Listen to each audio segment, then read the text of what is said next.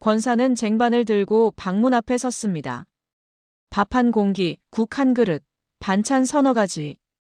혼자 먹기엔 충분한 양이었죠. 거실에서는 웃음소리가 들렸어요. 손주 둘이 뭐라고 떠들고 며느리가 가볍게 웃는 소리.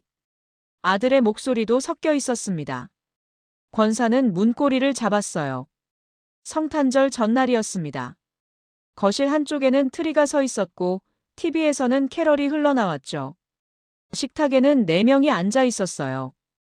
권사가 차린 음식을 먹고 있었습니다. 그녀는 방문을 열고 들어갔습니다. 쟁반을 바닥에 내려놓고 앉았어요. 숟가락을 들었다 놓았습니다. 밥을 한 숟가락 떴어요. 입에 넣지 못했습니다. 거실에서 웃음소리가 또 들렸어요. 권사는 숟가락을 내려놓고 무릎을 꿇었습니다. 66살이 되던 해겨울, 권사는 고향 집을 떠났습니다. 평생 살던 시골 마을. 남편과 함께 지은 집이었죠. 뒤편에는 텃밭이 있었고 앞마당에는 감나무 한 그루가 있었어요. 교회는 걸어서 10분 거리였습니다. 주일이면 새벽부터 예배당 문을 열고 평일에는 구역 모임을 돌았죠. 그 삶이 평생이었습니다. 아들이 전화를 걸어왔어요. 이제는 자기가 모시겠다고 했습니다. 며느리도 괜찮다고 했대요. 손주들도 할머니 오시길 기다린다고 했죠. 혼자 계시면 안 된다고 이제는 편하게 살라고 했습니다. 권사는 그 말을 오래 생각했어요. 혼자 사는 게 외로웠던 건 아닙니다. 남편이 먼저 간 뒤로도 하루하루는 채워졌죠. 새벽 기도, 교회 청소, 구역원들 신방. 바쁘게 살았어요. 그런데 어느 날 거울을 보니 머리가 하얗게 새어 있었습니다. 허리도 자주 아팠어요. 계단을 오를 때면 숨이 찼죠. 그래서 권사는 결심했습니다. 하나님이 인도하시는 거라고 믿었어요. 집을 정리하기 시작했습니다.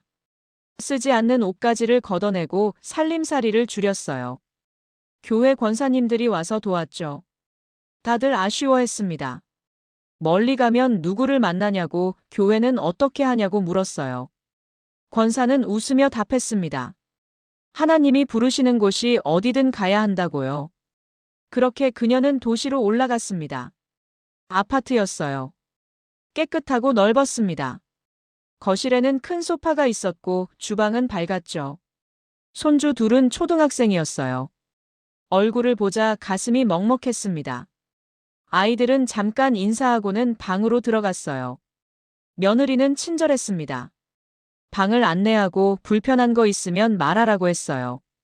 권사는 고개를 끄덕였습니다. 짐을 풀고 방을 둘러봤어요. 작지만 충분했죠. 창문으로는 아파트 단지가 보였고 멀리 산도 보였습니다. 창가에 성경을 놓고 무릎을 꿇었어요. 이 자리 주셔서 감사하다고 기도했습니다. 며칠이 지났습니다. 아들은 아침 일찍 나갔다가 밤늦게 들어왔어요. 며느리도 바쁘게 움직였습니다. 손주들은 학교 갔다가 학원 갔다가 밤에 돌아왔죠. 집은 조용했어요.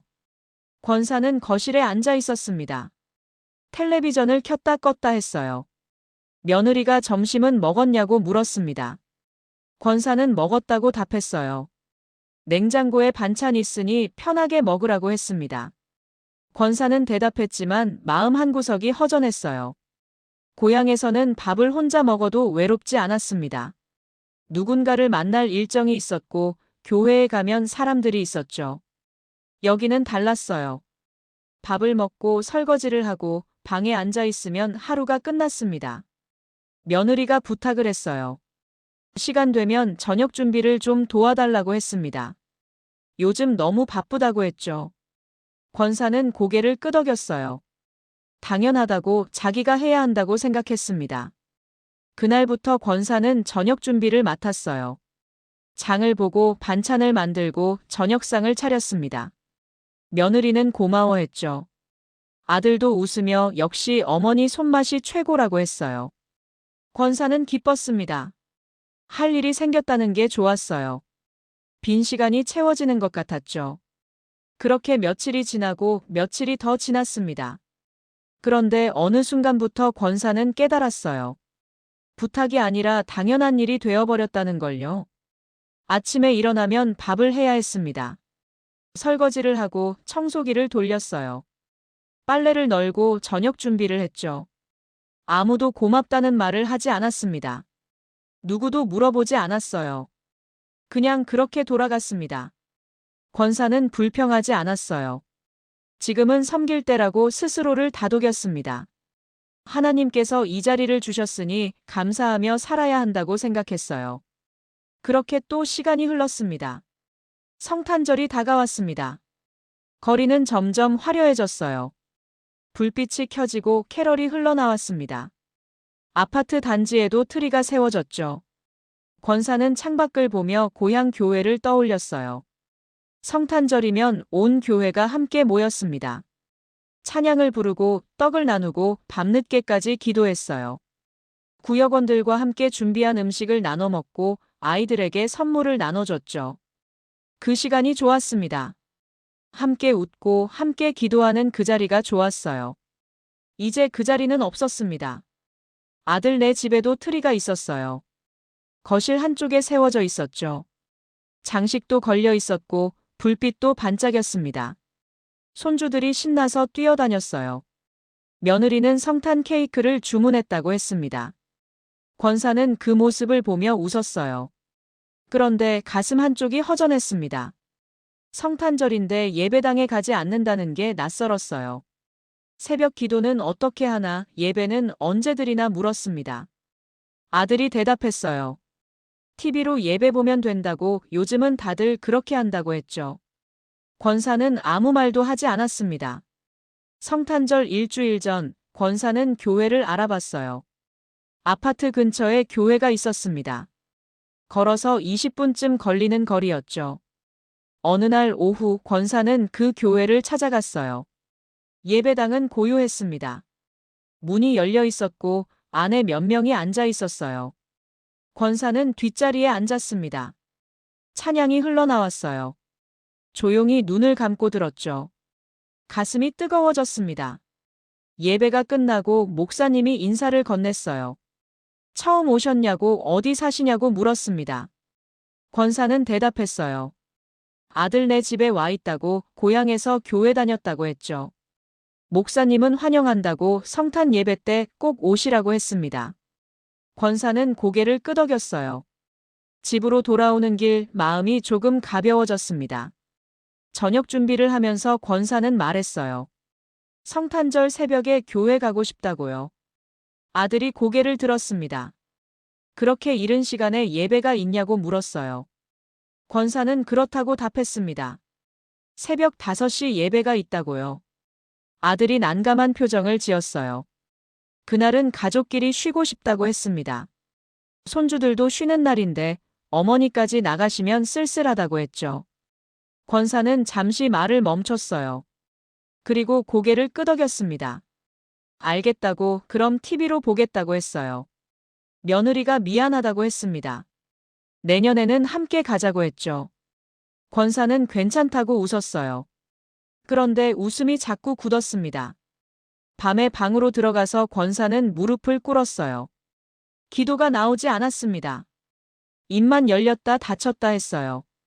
가슴이 답답했습니다. 성탄절인데 예배당에 가지 못한다는 게, 혼자 TV 앞에 앉아 있어야 한다는 게 견디기 힘들었어요. 권사는 그날 밤 잠을 이루지 못했습니다. 성탄절 이틀 전 며느리가 부탁을 했어요. 성탄절 저녁 준비를 부탁한다고 했습니다. 가족들이 모두 모이는 날이니 좀 특별하게 준비해달라고 했죠. 권사는 고개를 끄덕였어요. 어떤 음식을 해드릴까 물었습니다. 며느리가 메뉴를 말했어요. 갈비찜, 잡채, 전, 샐러드. 권사는 듣고 있었습니다. 양이 많았어요. 하루 종일 준비해야 할 양이었죠. 그래도 권사는 알겠다고 답했습니다. 성탄절 하루 전, 권사는 아침 일찍 일어났어요. 장을 보러 갔습니다. 시장은 붐볐어요. 사람들이 성탄 준비로 분주했죠. 권사는 갈비를 샀고 채소를 샀고 재료를 샀습니다. 집으로 돌아와서 바로 준비를 시작했어요. 갈비를 손질하고 채소를 다듬고 전을 부쳤습니다. 허리가 아팠어요. 한참을 서 있으니 다리도 저렸죠. 그래도 멈추지 않았습니다. 잡채를 볶고 샐러드를 만들었어요. 오후가 되자 음식이 거의 완성됐습니다. 권사는 잠깐 앉아서 쉬었어요. 손목이 욱신거렸습니다. 어깨도 뻐근했죠. 그때 며느리가 들어왔어요. 음식을 보고 놀라며 칭찬했습니다. 정말 대단하시다고, 이렇게까지 해주실 줄 몰랐다고 했어요. 권사는 웃었습니다. 그런데 웃음이 쓸쓸했어요. 저녁 시간이 다가왔습니다. 식탁을 차렸어요. 갈비찜을 가운데 놓고 반찬들을 둘러놓았습니다. 그릇도 예쁜 걸로 꺼내서 담았어요. 식탁이 가득 찼습니다. 가족들이 모였어요. 아들이 들어왔고 손주들이 씻고 나왔습니다. 며느리가 음식을 보고 감탄했어요. 정말 맛있겠다고, 어머니 덕분이라고 했죠. 그때 며느리가 권사에게 말했습니다. 오늘은 아이들이 시끄러워서 방에서 먼저 드시면 안 되겠냐고요. 조심스러운 말투였어요. 그런데 선택지는 없었습니다. 권사는 잠시 멈칫했어요. 며느리를 봤습니다. 아들을 봤어요. 손주들도 봤죠. 아무도 권사를 보지 않았습니다. 권사는 고개를 끄덕였어요. 권사는 쟁반을 꺼냈습니다. 밥을 담고 국을 담았어요. 반찬도 조금씩 덜어 담았습니다. 갈비찜도 한 점 올렸죠. 쟁반을 들고 방으로 갔어요. 거실에서는 웃음소리가 들렸습니다. 손주들이 뭐라고 떠들고 며느리가 웃었어요. 식탁에 앉는 소리, 숟가락 부딪는 소리, 맛있다는 소리도 들렸죠. 권사는 방문을 닫았습니다. 쟁반을 바닥에 내려놓고 앉았어요. 밥을 보고 국을 보고 반찬을 봤습니다. 자기가 만든 음식이었어요. 하루 종일 준비한 음식이었죠. 숟가락을 들었습니다. 밥을 떴어요. 입에 넣으려다 멈췄습니다. 목이 메었어요. 삼킬 수가 없었습니다. 거실에서 또 웃음소리가 들렸어요. 권사는 숟가락을 내려놓았습니다. 밥그릇을 보고 있었어요. 김이 모락모락 올라왔습니다. 따뜻한 밥이었죠. 그런데 입에 넣을 수가 없었어요. TV에서는 성탄 특집 예배가 흘러나왔습니다. 찬양 소리가 들렸어요. 목사님이 설교하는 소리도 들렸죠. 권사는 소리를 줄였습니다. 듣고 싶지 않았어요. 밖에서는 여전히 웃음소리가 났습니다. 맛있다는 소리, 더 먹는다는 소리. 권사가 만든 음식을 먹고 있었어요. 권사 없이요. 권사는 밥그릇을 밀어냈습니다. 무릎을 꿇었어요. 손을 모았습니다. 기도를 하려고 했어요. 그런데 말이 나오지 않았습니다. 입만 떨렸어요. 눈물이 났습니다. 참고 있던 게 터져나왔어요. 소리내지 않으려고 입을 막았습니다. 어깨가 떨렸어요. 눈물이 멈추지 않았습니다. 권사는 소리 없이 울었어요. 한참을 그렇게 있었습니다. 눈물을 닦고 또 흘리고 또 닦았어요. 가슴이 미어졌습니다.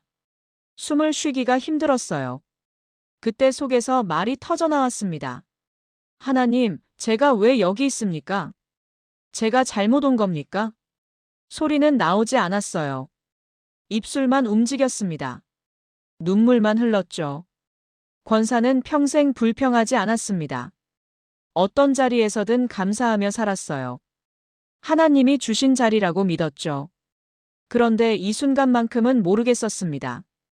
이게 하나님이 주신 자리인지 정말 모르겠었어요. 식탁에 앉지 못하고 방에서 혼자 밥을 먹는 것. 자기가 만든 음식을 가족들이 먹는데 자기는 그 자리에 없는 것. 성탄절인데 예배당에 가지 못하고 혼자 방에 있는 것. 이게 섬김입니까?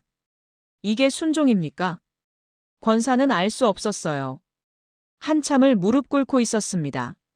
눈물이 마를 때까지 있었어요. 밖에서는 여전히 웃음소리가 들렸습니다. TV 소리도 들렸죠. 아무도 권사를 찾지 않았어요. 권사는 천천히 일어났습니다. 밥그릇을 봤어요. 차가워진 밥이었습니다. 손도 대지 않은 밥이었죠. 쟁반을 들고 부엌으로 나갔어요. 거실을 지나갔습니다. 가족들은 TV를 보고 있었어요. 아무도 권사를 보지 않았습니다.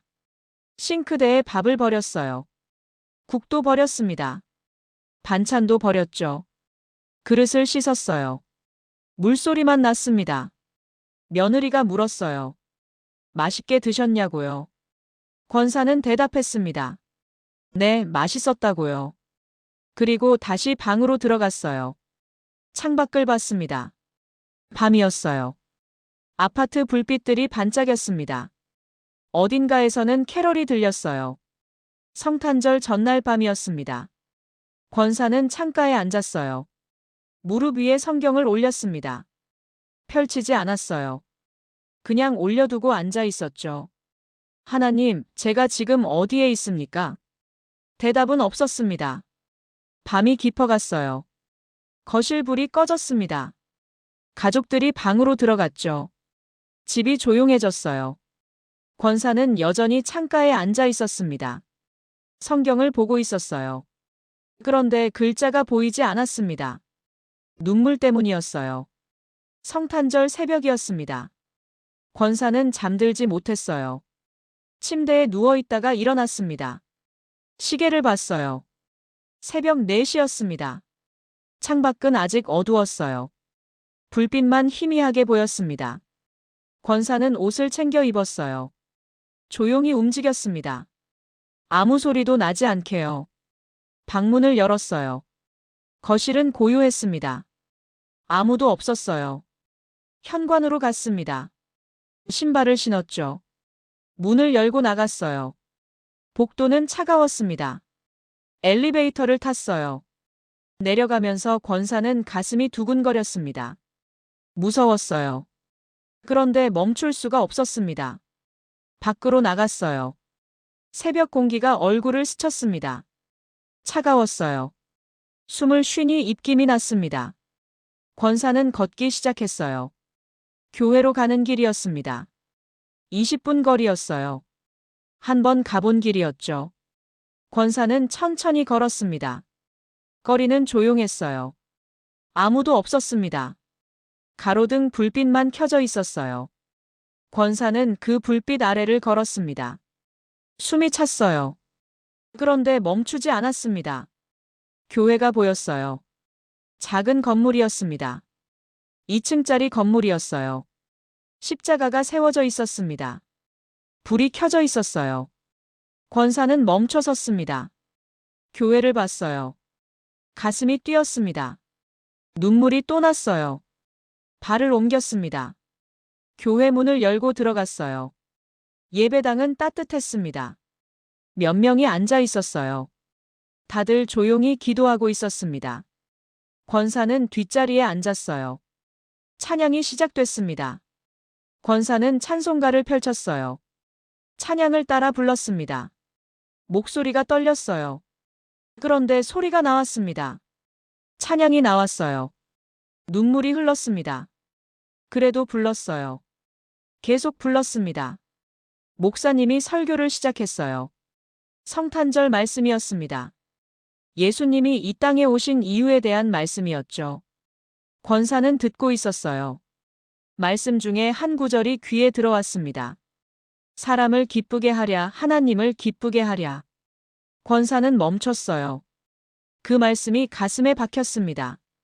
사람을 기쁘게 하랴, 하나님을 기쁘게 하랴. 평생 사람의 눈치를 봤습니다. 어머니니까 권사니까 참아야 한다고 생각했어요. 섬겨야 한다고, 불평하면 안 된다고 믿었습니다. 하나님이 기뻐하실 거라고 생각했어요. 그런데 지금 권사는 어디에 있습니까? 식탁에서 밀려났습니다. 예배당에도 가지 못했어요. 신앙을 양보했습니다. 하나님 앞에 서는 시간을 포기했죠. 그게 섬김입니까? 그게 순종입니까? 권사는 깨달았어요. 자기가 섬긴 건 하나님이 아니었습니다. 사람이었어요. 사람의 편안함이었고 사람의 만족이었습니다.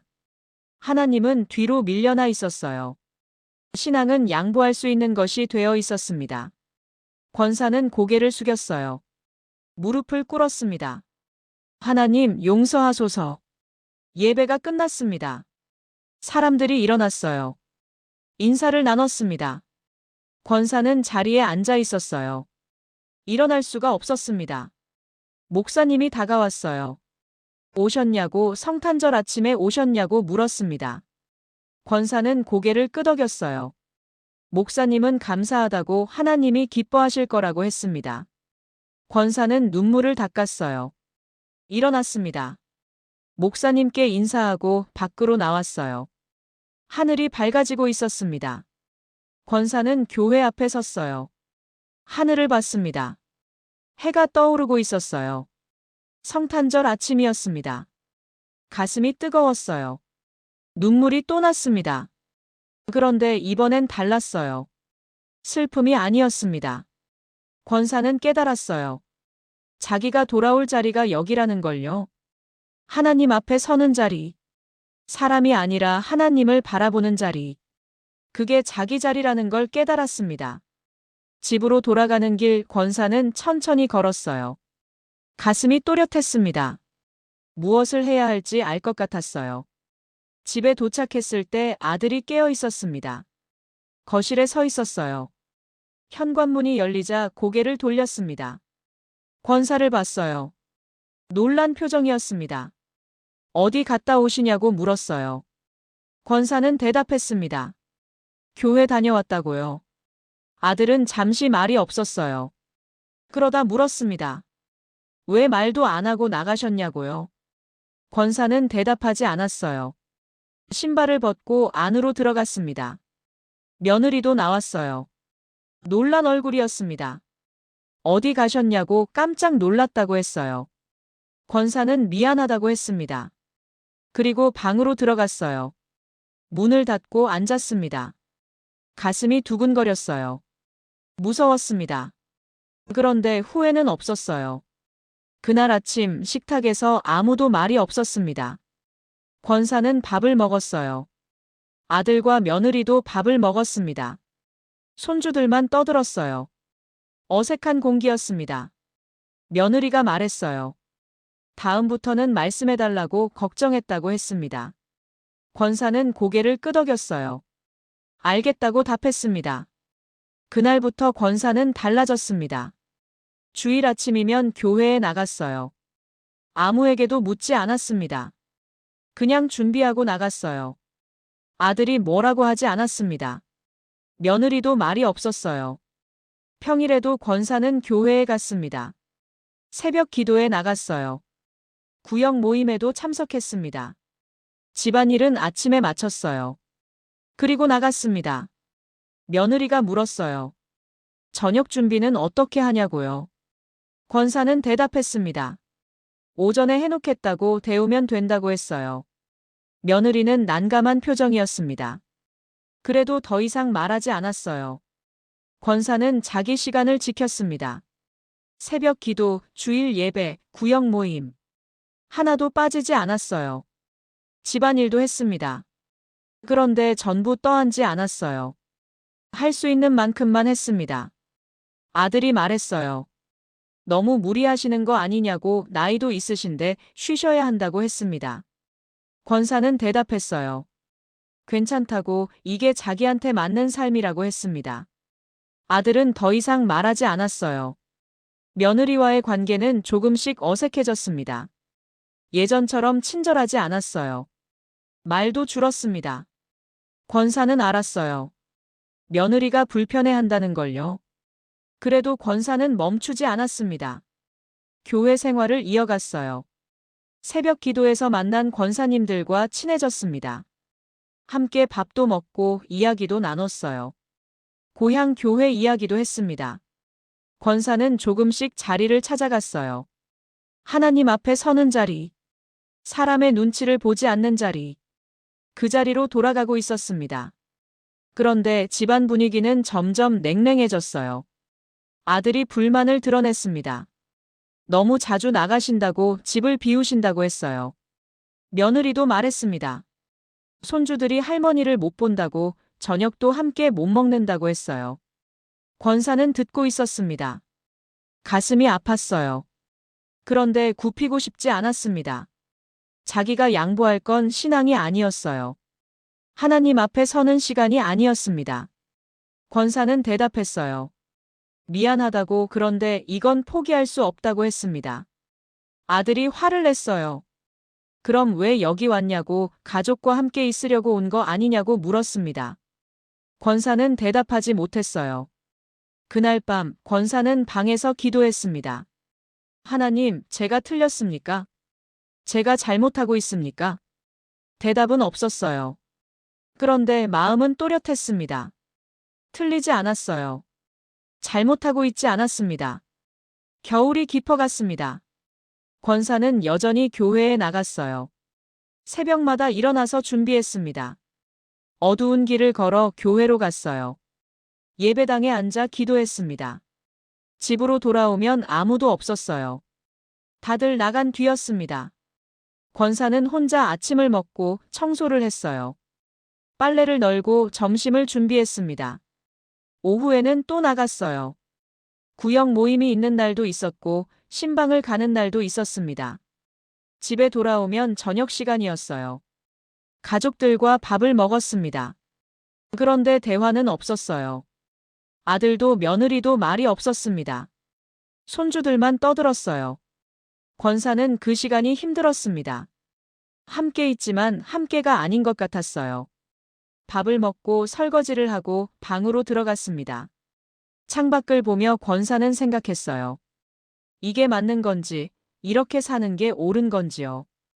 그런데 교회에 가면 달랐습니다. 예배를 드리고 찬양을 부르고 기도하면 마음이 평안했어요. 하나님이 함께 하신다는 걸 느꼈습니다. 권사는 알았어요. 자기 자리가 여기라는 걸요. 어느 날 며느리가 말을 꺼냈습니다. 솔직히 말하겠다고, 지금 너무 힘들다고 했어요. 집안일도 제대로 안 되고 어머니는 자주 나가시고 이러려고 모신 게 아니라고 했습니다. 권사는 듣고 있었어요. 가슴이 무너졌습니다. 며느리는 계속 말했어요. 교회 다니는 건 이해한다고, 그런데 이렇게 자주 나가시면 곤란하다고 했습니다. 가족도 중요하지 않냐고 물었어요. 권사는 대답하지 못했습니다. 그날 밤 권사는 잠을 이루지 못했어요. 며느리의 말이 계속 맴돌았습니다. 가족도 중요하지 않냐는 말. 이러려고 모신 게 아니라는 말. 권사는 혼란스러웠어요. 자기가 잘못하고 있는 건지 이기적인 건지 알 수 없었습니다. 새벽에 일어났어요. 교회에 가려고 준비했습니다. 그런데 발이 떨어지지 않았어요. 현관문 앞에 서서 한참을 있었습니다. 결국 나갔어요. 교회로 갔습니다. 예배를 드렸어요. 찬양을 불렀습니다. 그런데 마음이 무거웠어요. 기도가 올라가지 않았습니다. 예배가 끝나고 권사는 목사님을 찾아갔어요. 상담을 부탁했습니다. 목사님은 조용히 들어줬어요. 권사는 말했습니다. 지금 자기가 겪고 있는 일, 가족과의 갈등, 마음의 혼란을요. 목사님은 한참 듣고 나서 물었어요. 권사님은 지금 누구를 위해 사시냐고요. 권사는 대답하지 못했습니다. 목사님이 말했어요. 가족을 사랑하는 것과 하나님을 사랑하는 것은 다르지 않다고요. 그런데 순서가 있다고 했습니다. 하나님이 먼저라고요. 권사는 고개를 끄덕였어요. 알고 있었습니다. 머리로는 알고 있었어요. 목사님이 이어서 말했습니다. 순종이 희생처럼 보일 때가 있다고요. 그런데 하나님은 우리를 자유케 하신다고 했어요. 억지로 참고 견디는 게 신앙이 아니라고요. 권사는 눈물이 났어요. 그 말이 가슴에 와닿았습니다. 목사님은 기도해줬어요. 권사를 위해 기도했습니다. 하나님이 길을 보여주시길, 지혜를 주시길 기도했어요. 권사는 교회를 나왔습니다. 하늘을 봤어요. 맑았습니다. 집으로 돌아가는 길 권사는 생각했어요. 자기가 무엇을 해야 하는지요.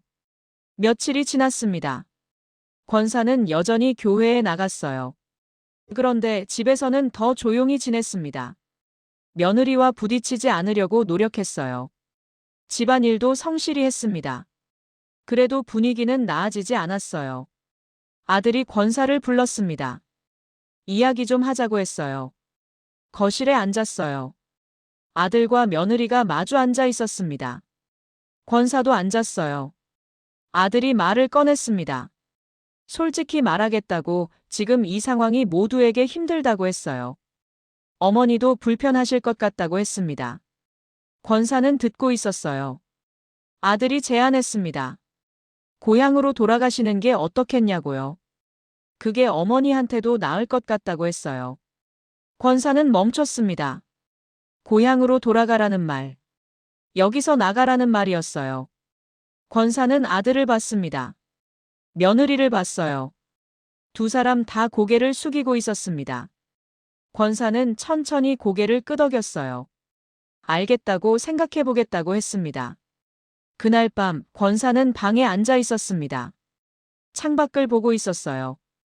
아파트 불빛들이 반짝였습니다. 멀리 산도 보였어요. 어둠 속에 잠긴 산이었습니다. 권사는 생각했어요. 고향으로 돌아가는 것에 대해서요. 처음 이 집에 왔을 때가 떠올랐습니다. 아들의 전화를 받고 결심했던 순간. 하나님이 인도하신다고 믿었던 마음. 손주들과 함께 살 수 있을 거라는 기대. 그런데 지금은 달라져 있었어요. 권사는 이 집에서 자기 자리를 찾지 못했습니다. 식탁에 앉지 못했고 신앙을 양보했어요. 섬긴다는 이름으로 자기를 지웠습니다. 그게 하나님이 원하신 자리였을까요? 권사는 알 수 없었어요. 성경을 펼쳤습니다. 펼친 페이지를 보지 못했어요. 눈물 때문이었습니다. 하나님, 제가 어디로 가야 합니까? 대답은 없었어요. 그런데 마음 한쪽에서 무언가가 움직였습니다. 권사는 깨달았어요. 돌아가는 게 도망이 아니라는 걸요. 순종일 수도 있다는 걸요. 하나님이 주신 자리는 여기가 아니었습니다. 배제된 식탁이 아니었어요. 사람의 눈치를 보며 신앙을 양보하는 자리가 아니었습니다. 하나님이 주신 자리는 하나님과 마주 앉는 자리였어요. 권사는 눈물을 닦았습니다. 천천히 일어났어요. 짐을 보기 시작했습니다. 많지 않았어요. 가져온 것도 많지 않았고 쓴 것도 많지 않았습니다. 옷가지 몇 벌, 성경, 찬송가. 그게 전부였어요. 권사는 가방을 꺼냈습니다. 하나씩 담기 시작했어요. 다음 날 아침 권사는 아들을 불렀습니다. 고향으로 돌아가겠다고 말했어요. 아들은 놀랐습니다. 이렇게 빨리 결정하실 줄 몰랐다고 했어요. 권사는 웃었습니다. 생각해보니 그게 맞는 것 같다고, 자기도 편하고 너희도 편할 거라고 했어요. 며느리가 미안해했습니다. 자기들 때문에 이렇게 되었다고 죄송하다고 했어요. 권사는 고개를 저었어요. 아니라고 괜찮다고 했습니다. 정말 괜찮았어요. 마음이 편했습니다. 짐을 쌌어요. 아들이 도왔습니다. 며느리도 거들었어요. 손주들은 학교에 간 뒤였습니다. 가방 2개에 짐이 다 들어갔어요. 권사는 방을 둘러봤습니다. 깨끗했어요. 자기가 있던 흔적이 거의 없었습니다. 현관으로 나왔어요. 신발을 신었습니다. 아들이 차에 짐을 실었어요. 며느리가 배웅했습니다. 건강하시라고 자주 전화하겠다고 했어요. 권사는 고개를 끄덕였습니다. 차에 탔어요. 아들이 운전석에 앉았습니다. 시동을 걸었어요. 권사는 창밖을 봤습니다. 아파트가 보였어요. 며느리가 손을 흔들었습니다. 권사도 손을 흔들었어요. 차가 출발했습니다. 도시를 벗어났어요. 고속도로로 접어들었습니다. 차창 밖으로 풍경이 지나갔어요. 건물이 줄어들고 산이 늘어났습니다. 아들이 물었어요. 괜찮으시냐고요? 권사는 대답했습니다. 괜찮다고, 오히려 마음이 편하다고 했어요. 아들은 말이 없었어요. 그냥 운전했습니다. 차 안은 조용했어요. 라디오 소리만 작게 흘러나왔습니다. 권사는 창밖을 보고 있었어요. 고향이 가까워졌습니다. 익숙한 풍경이 나타났어요. 낮은 산, 논밭, 작은 마을. 권사의 가슴이 뛰었습니다. 마을에 도착했어요. 작은 집이 보였습니다. 권사가 떠나기 전까지 살던 집이었어요. 빈집으로 남아 있었습니다. 아들이 관리하고 있었죠. 차에서 내렸어요. 집 앞에 섰습니다. 대문을 봤어요. 감나무도 봤습니다. 앞마당도 봤어요. 아들이 짐을 들고 안으로 들어갔습니다. 권사도 따라 들어갔어요. 집은 조용했어요. 먼지가 쌓여 있었습니다. 그래도 익숙했어요. 권사의 집이었습니다. 아들이 짐을 내려놓고 청소를 시작했어요. 권사도 함께 했습니다. 먼지를 털고 마루를 닦았어요. 창문을 열었습니다. 바람이 들어왔어요. 신선한 바람이었습니다. 권사는 숨을 깊이 들이쉬었어요. 아들이 걱정했습니다. 혼자 사실 수 있겠냐고, 불편하지 않겠냐고 물었어요. 권사는 웃었습니다. 괜찮다고, 여기가 편하다고 했어요. 아들은 한참 있다가 돌아갔습니다. 자주 오겠다고 전화하라고 했어요. 권사는 고개를 끄덕였습니다. 차가 떠났어요. 권사는 대문 앞에 서서 배웅했습니다. 차가 보이지 않을 때까지 서 있었어요. 그리고 집 안으로 들어갔습니다. 혼자였어요. 조용했습니다. 권사는 방에 앉았어요. 창밖을 봤습니다. 감나무가 보였어요. 권사는 무릎을 꿇었습니다. 하나님, 돌아왔습니다. 고향에 돌아온 지 며칠이 지났습니다. 권사는 집을 정리했어요. 방을 닫고 부엌을 정돈했습니다. 마당도 쓸었어요. 감나무 아래에 쌓인 낙엽을 치웠습니다. 교회에 연락했어요. 권사님들이 반가워했습니다.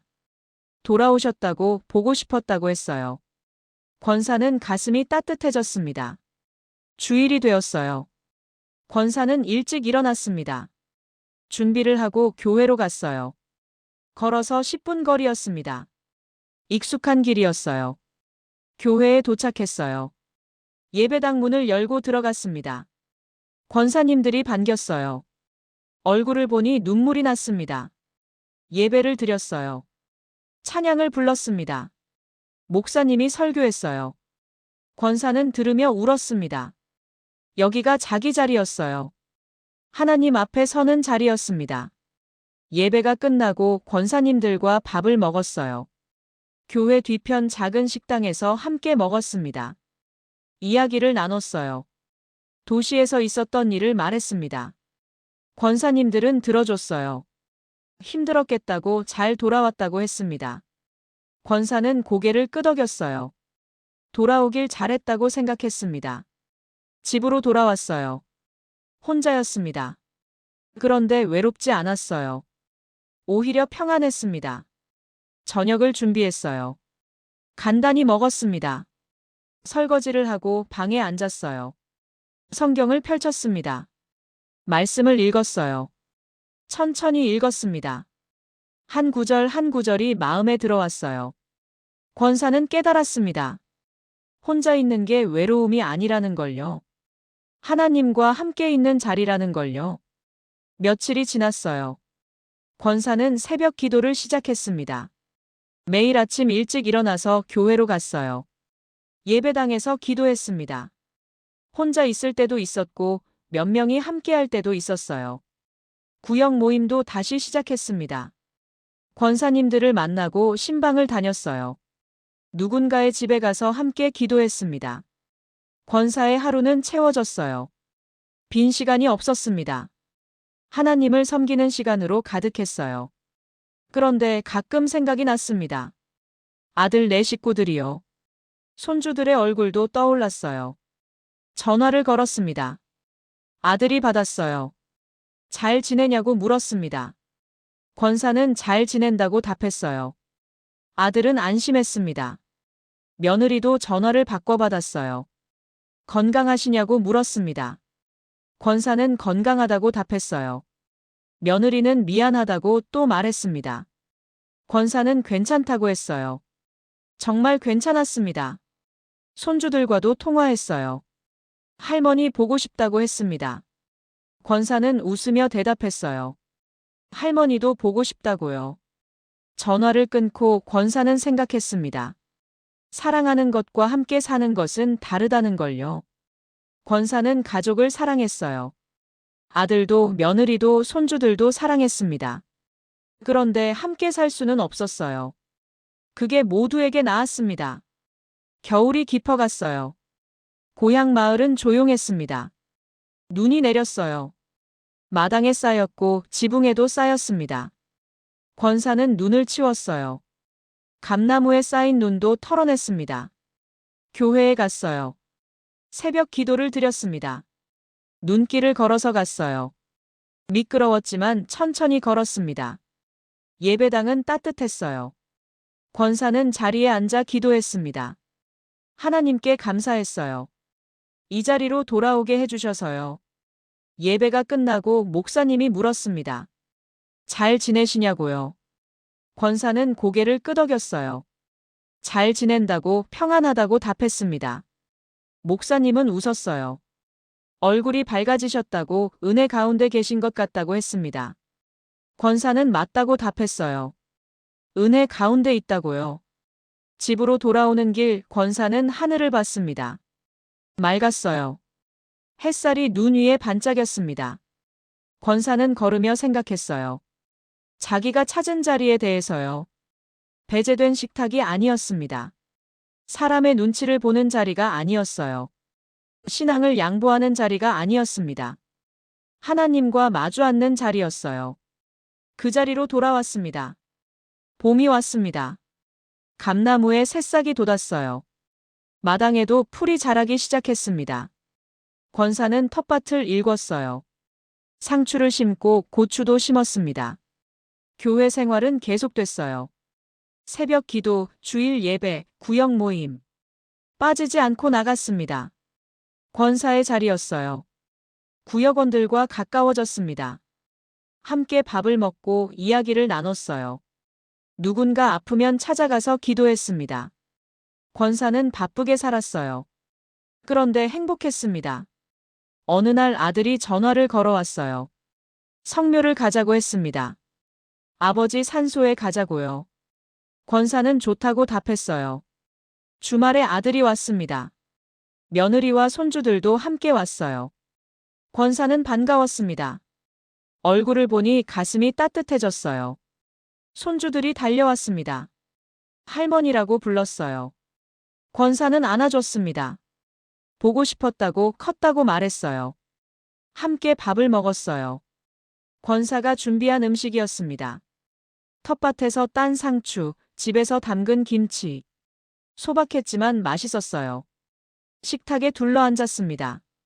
권사도 함께 앉았어요. 아들이 밥을 먹으며 말했습니다.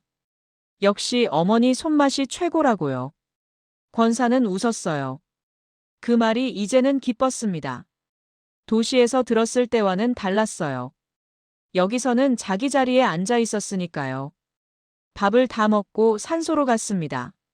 차를 타고 산으로 올라갔어요. 남편의 산소였습니다. 풀을 뽑고 벌초를 했어요. 권사는 무릎을 꿇고 절했습니다. 손주들도 따라서 절했어요. 권사는 남편에게 말했습니다. 잘 지내고 있다고 당신 걱정 말라고요. 혼자지만 괜찮다고요. 아들이 옆에서 지켜봤어요. 아무 말도 하지 않았습니다. 산을 내려왔어요. 집으로 돌아와서 차를 마셨습니다.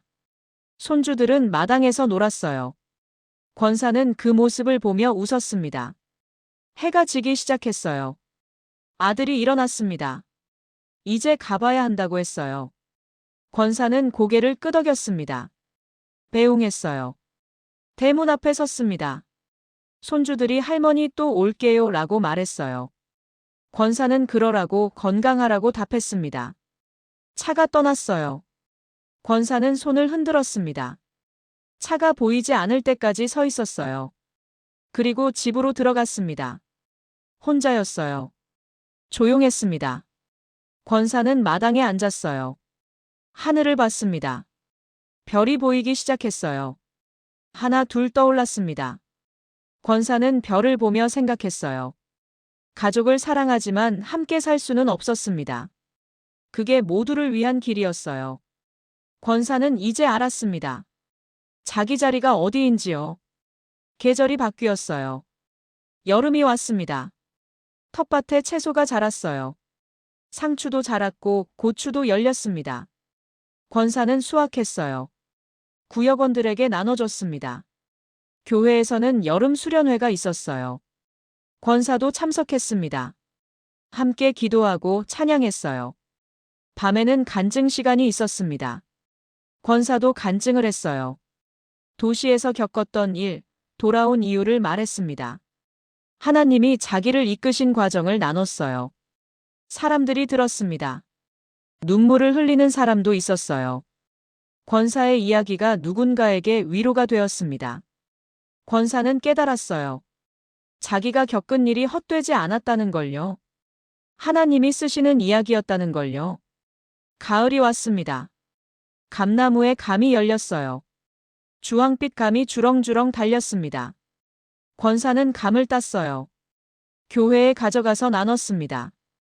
구역원들이 고마워했어요. 맛있게 먹겠다고 했습니다. 권사는 웃었어요. 나누는 게 기뻤습니다. 주일 예배 후 목사님이 권사를 불렀어요. 새로 온 권사님이 있다고 잘 돌봐달라고 부탁했습니다. 권사는 새로 온 권사님을 만났어요. 인사를 나눴습니다. 새로 온 권사님은 혼자 사신다고 했어요. 외롭다고 말했습니다. 권사는 이해했어요. 손을 잡아줬습니다. 괜찮다고 여기서 자리를 찾을 수 있을 거라고 말했어요. 새로 온 권사님이 눈물을 흘렸습니다. 권사는 함께 기도해줬어요. 그날 밤 권사는 생각했습니다. 자기가 받은 위로를 이제 나눌 수 있다는 걸요. 겨울이 다시 왔습니다. 권사가 고향으로 돌아온 지 1년이 지났어요. 또 성탄절이 다가왔습니다. 교회에서는 성탄 준비가 한창이었어요. 권사도 함께 준비했습니다. 구역원들과 함께 떡을 만들고 예배당을 꾸몄어요. 트리를 세우고 장식을 달았습니다. 권사는 바쁘게 움직였어요. 그런데 힘들지 않았습니다. 즐거웠어요. 함께하는 시간이 좋았습니다. 성탄절 전날 교회에서 밤 예배가 있었어요. 권사는 일찍 나갔습니다. 예배당을 정리하고 음식을 준비했어요. 저녁이 되자 사람들이 모였습니다. 예배가 시작됐어요. 찬양을 불렀습니다. 캐럴이 울려 퍼졌어요. 권사는 찬양하며 눈물이 났습니다. 작년 성탄절이 떠올랐어요. 방에서 혼자 밥을 먹던 그날이요. 그때와 지금은 달랐습니다. 지금 권사는 예배당에 앉아 있었어요. 사람들과 함께 찬양하고 있었습니다. 자기 자리에 있었어요. 예배가 끝나고 함께 떡을 나눴습니다. 이야기를 나누고 웃었어요. 권사는 그 자리에 함께 있었습니다. 집으로 돌아오는 길 권사는 하늘을 봤어요. 별이 총총했습니다. 추웠지만 마음은 따뜻했어요. 성탄절 새벽 권사는 일찍 일어났습니다. 교회로 갔어요. 새벽 예배를 드렸습니다. 예배당에는 몇 명이 앉아 있었어요. 다들 조용히 기도하고 있었습니다. 권사도 무릎을 꿇었어요. 하나님, 감사합니다. 이 자리로 돌아오게 하셔서 감사합니다. 제 자리를 찾게 하셔서 감사합니다. 찬양이 시작됐어요. 권사는 눈을 감고 불렀습니다. 목소리가 떨렸지만 힘차게 불렀어요. 예배가 끝났습니다. 밖으로 나왔어요. 하늘이 밝아지고 있었습니다. 해가 떠오르고 있었어요. 권사는 교회 앞에 섰습니다. 햇살을 받으며 서 있었어요. 작년 이맘때 권사는 방 안에서 무릎을 꿇고 울었습니다. 왜 여기 있느냐고 잘못 온 거 아니냐고 물었어요. 이제는 압니다. 그 자리가 잘못된 자리였다는 걸요. 권사는 배제된 식탁에 앉을 사람이 아니었어요. 신앙을 양보하며 살 사람이 아니었습니다. 하나님과 마주 앉는 자리. 그게 권사의 자리였어요. 집으로 돌아왔습니다. 혼자였어요. 그런데 외롭지 않았습니다. 부엌에서 간단히 아침을 준비했어요. 밥을 짓고 국을 끓였습니다. 반찬을 꺼내서 상에 올렸어요. 식탁에 앉았습니다. 혼자 앉았어요. 그런데 허전하지 않았습니다. 권사는 기도했어요. 이 밥 주셔서 감사하다고요. 숟가락을 들었습니다. 밥을 떴어요. 입에 넣었습니다. 맛있었어요. 따뜻한 밥이었습니다. 권사는 천천히 식사를 했어요. 창밖을 보며 먹었습니다. 감나무가 보였어요. 눈이 쌓여 있었습니다. 밥을 다 먹고 설거지를 했어요. 그릇을 씻고 정리했습니다. 부엌을 닦았어요. 방으로 들어갔습니다. 창가에 앉았어요. 성경을 펼쳤습니다. 말씀을 읽었어요. 천천히 한 구절씩 읽었습니다. 마음에 새겼어요.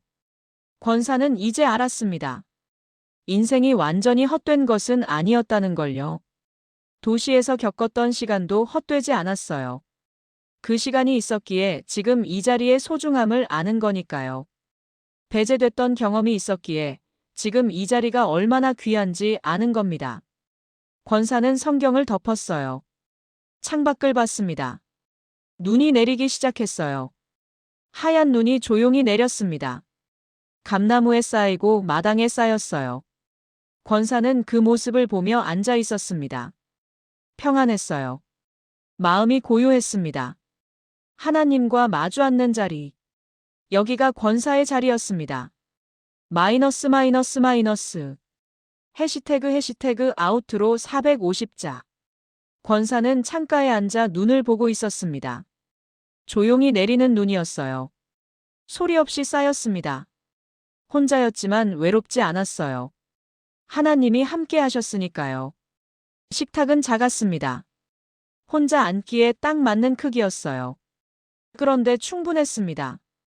여기는 권사의 자리였으니까요. 배제된 식탁이 아니었어요. 하나님과 마주 앉는 자리였습니다. 권사는 이제 알았습니다. 살아있어도 괜찮다는 걸요. 이렇게 살아도 된다는 걸요. 완전히 헛된 인생은 아니었습니다. 눈은 계속 내렸어요. 세상을 하얗게 덮었습니다. 권사는 그 모습을 보며 미소 지었어요. 평안했습니다.